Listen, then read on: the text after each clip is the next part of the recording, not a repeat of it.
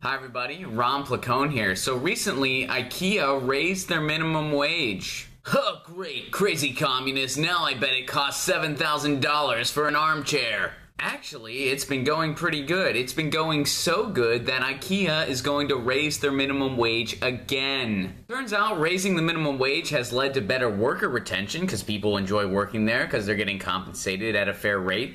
So they're spending less time training people and stuff like that, which leads to higher productivity. Also, it's leading to more specialized workers, people that are even more knowledgeable in the field and on the products, which in turn increases revenue. Which makes perfect sense. If you're at a hardware store, you want someone that's going to be an expert in hardware. If you're at a paint store, you want someone that's going to be an expert in paint. If you're at a sex fetish store, you want someone that's an expert at keeping a secret. Now, one of the things that's interesting to me, IKEA is determining their wages based off the MIT cost of living calculator all throughout the country. So the wages in some cities are a little different than others. Either way, we've reached a point of total crisis. I mean, CEO pay is on average over 300 times more than the average worker. Just a side note, this is not the type of free market capitalism people like Adam Smith were writing about in Wealth of Nations. When they were writing under the assumption that, first of all, CEO versus worker pay was nowhere near as big of a gap as it is now, and also that all workers were compensated very fairly and received a very reasonable living wage that they could live on comfortably.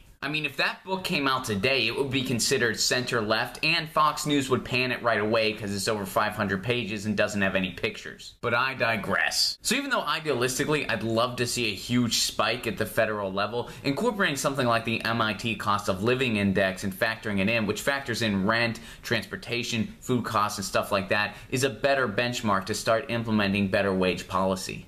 Also, just for the record, I have no clue what an armchair at IKEA cost. I'm not even totally sure that they sell armchairs. I'm assuming they do. I don't know. This is Ron Placone signing out.